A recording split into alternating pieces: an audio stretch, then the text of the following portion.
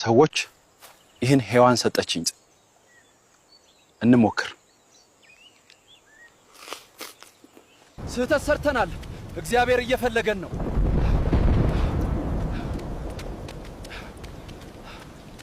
አዳም ወዴት ነህ? እንዳትበላ ካዘኩህ ፍሬ ለምን በላህ?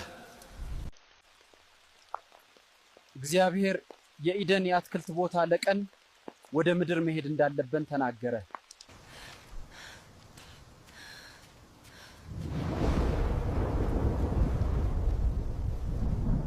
ይህ ነው አዲሱ ቤታችን። በዚህ መሬት እንሰራለን፣ እንኖራለን። እግዚአብሔር ወደኔ ተናገረጽ የሰው ፍርድ ደርሷል። በውሃ ሁሉን ለማጠፋት ይመጣል። ታላቅ መርከብ መስራት እንጀምራለን። ልጆቼ ሴም፣ ካምና ያፌት ከኔ ጋር በመርከቡ ስራ ላይ እየረዱ ናቸው።